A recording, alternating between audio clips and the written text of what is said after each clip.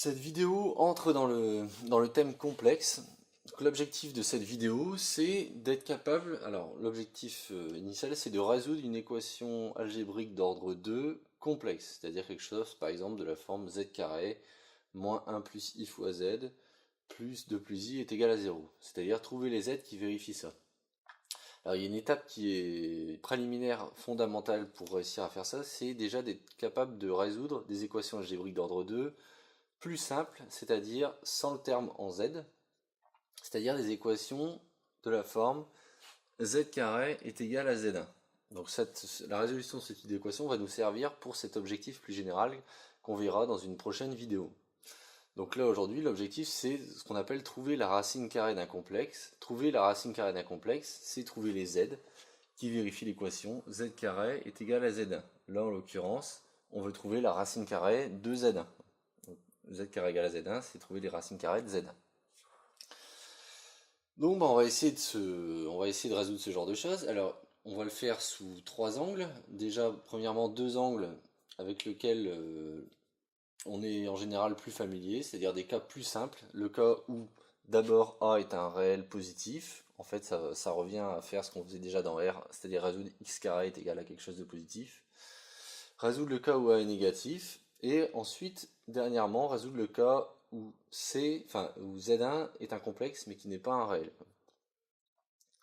Alors, bah, commençons par le cas le plus usuel, c'est-à-dire de résoudre z1 est égal à A où A est un réel positif. Et prenons comme exemple z carré est égal à 2, la démonstration se généralisant pour A positif quelconque. Donc z carré égale à 2, en fait, pour trouver les z qui vérifient ça, l'idée est la suivante, c'est de faire apparaître finalement une identité remarquable, qui est en fait celle-ci. Z carré égale à 2, ça revient à écrire z carré moins 2 est égal à 0, et donc z carré moins racine de 2 au carré est égal à 0. Ça, c'est exactement la même chose que d'écrire ça. On peut aller dans ce sens-là et on peut aller dans ce sens-là. Parce que racine de 2 au carré, c'est rien d'autre que 2. Et j'ai passé le 2 de l'autre côté en retranchant 2 de chaque côté de l'équation. Et pourquoi on fait ça? Tout simplement parce que maintenant on a une identité remarquable de la forme a carré moins b carré qu'on va pouvoir factoriser, donc sous la forme a moins b facteur de a plus b, c'est-à-dire z moins racine de 2 facteur de z plus racine de 2 est égal à 0. Et donc on est passé de résoudre cette équation de manière équivalente à résoudre cette équation-là. Et résoudre cette équation-là, c'est trouver lorsqu'un produit de deux complexes va s'annuler. Un produit s'annule lorsque l'un ou l'autre des deux complexes est égal à 0. Et donc on aura deux solutions, c'est-à-dire z est égal à moins racine de 2, ce qui annulerait ce terme-là, ou z est égal à plus racine de 2, qui annulerait ce terme-là.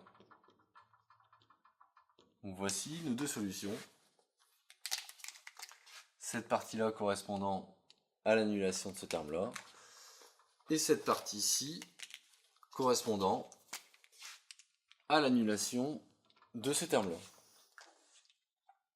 Voilà, alors maintenant on va faire le même genre de choses, mais cette fois-ci pour trouver la racine carrée d'un nombre négatif. Donc ça on a déjà vu que trouver une racine carrée réelle d'un nombre négatif, c'est pas possible. Il n'existe pas de réel dont le carré est négatif.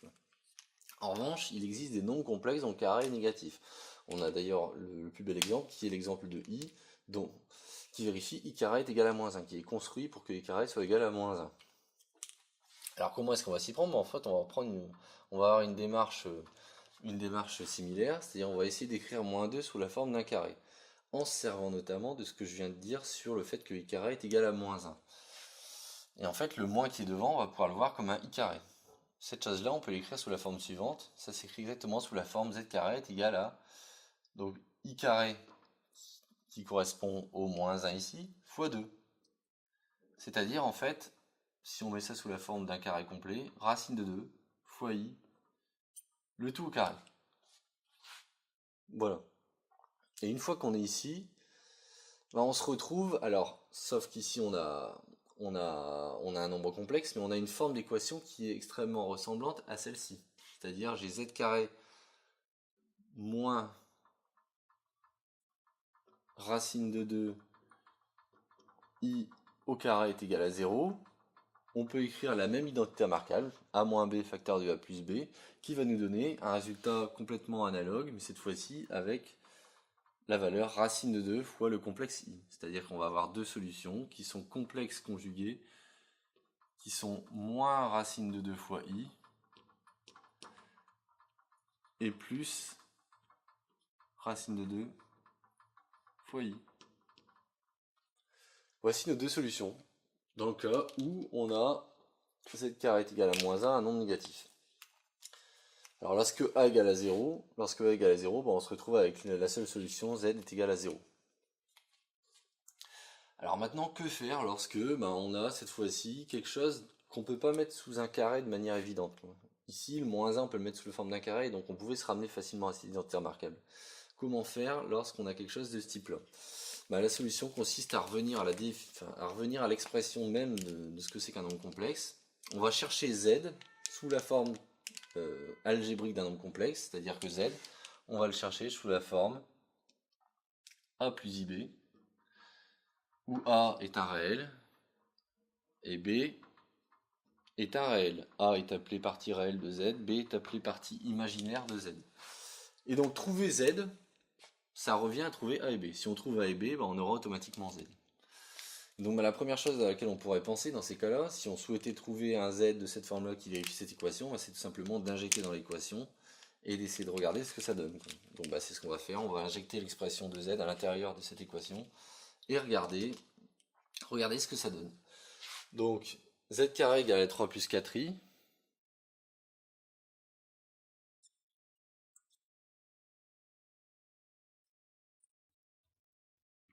Si j'injecte dans l'équation, ça me donne.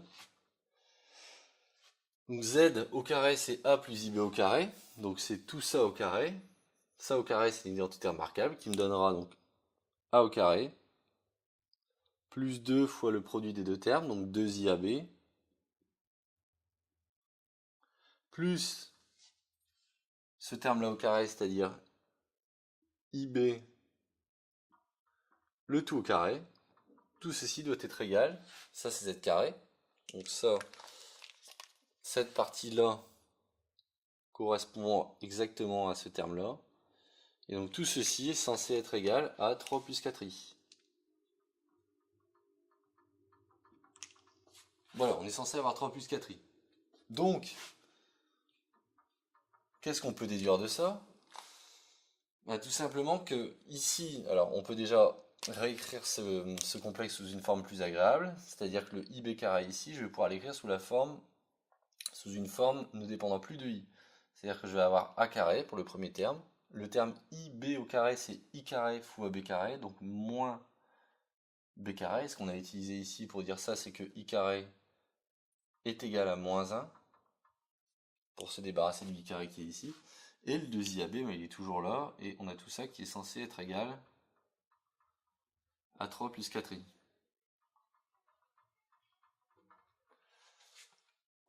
Voilà.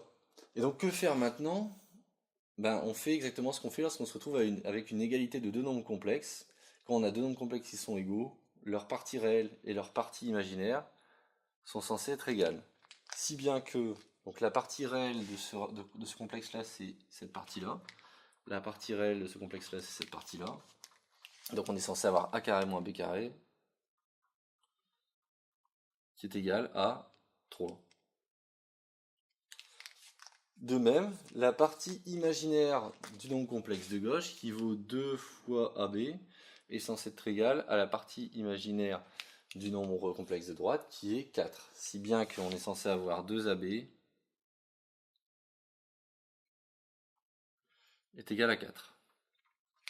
Voilà. Donc arrivé ici, on pourrait résoudre ça en faisant des opérations, en exprimant A en fonction de B, en réinjectant dans l'équation, mais on obtiendrait des calculs qui sont relativement fastidieux. Il y a une petite astuce qui nous permet justement de résoudre ce type de choses beaucoup plus facilement, qui revient en fait à considérer le module de cette équation-là. On va voir tout de suite quel est l'intérêt de ça. Parce que là, ici, on aurait du B en fonction de 1 sur A, et réinjecter là-dedans donnerait des calculs un peu compliqués. Alors écrivons le module de cette équation et regardons ce que ça donne, quoi. Si on écrit le module de z carré, le module de z carré, c'est le module de a plus ib au carré. Bon, je le réécris tel quel. Le module de a plus ib au carré doit être égal au module de 3 plus 4i. Bon. Voilà ce qu'on est censé avoir. Maintenant, le module, alors, premièrement, le module de 3 plus 4i, c'est le module d'un nombre complexe, c'est la racine de la partie réelle au carré plus la partie imaginaire au carré, c'est-à-dire racine de 9, 3 au carré, donc 9, plus 4 au carré, c'est-à-dire 16. Et le module de a plus ib, c'est donc racine de a carré plus b carré. Mais ce module est mis au carré, donc la racine carrée disparaît. On se retrouve avec a carré plus b carré, qui est égal à racine de 9 plus 16. Au final, on se retrouve avec ces deux équations-là, et l'équation sur le module va me donner a carré plus b carré est égal à racine de 25, c'est-à-dire à 5. Voilà, alors quel est l'intérêt d'avoir fait ça? L'intérêt, c'est que maintenant, au lieu de devoir exprimer a en fonction de 1 sur b, là on va pouvoir déjà se contenter de ces deux équations, faire des opérations sur ces deux équations, de sorte d'exprimer a carré tout seul et d'exprimer b carré tout seul. Parce qu'on a vraiment on a un système en fait à deux équations, un système linéaire en a carré et en b carré, plus une équation à côté qu'on traitera ultérieurement. Donc ce qu'on va commencer à faire là, c'est regarder ces deux équations ensemble, tout en gardant à l'esprit qu'il y a cette équation là qui doit être vérifiée. Et on va résoudre ces deux équations-là. Donc une façon d'exprimer a carré sans b carré revient en fait à ajouter ces deux équations. Parce que si on ajoute les deux équations, j'aurai b carré moins b carré, ce qui vaut 0. Donc voilà ce qu'on va faire. Je somme ces deux équations, j'obtiens donc 2a carré plus a carré, donc 2a carré, qui est censé être égal, enfin plus b carré moins b carré 0, qui est censé être égal à 5 plus 3, c'est-à-dire 8. Bon.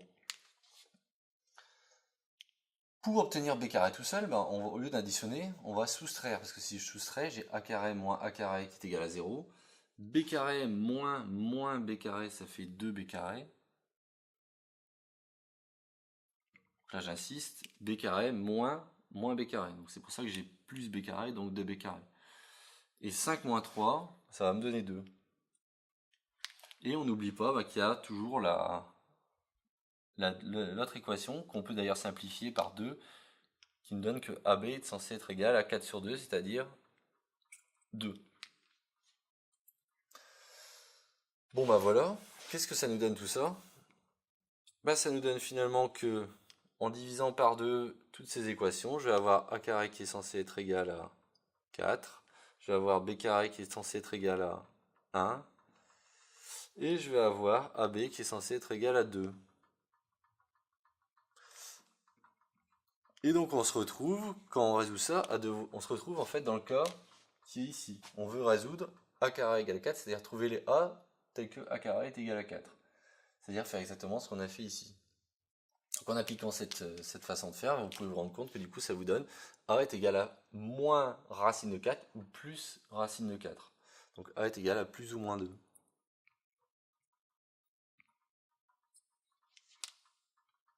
Ensuite, même chose pour b. B est égal à moins racine de 1 ou plus racine de 1. Donc b est égal à plus ou moins 1. Enfin, AB est égal à 2.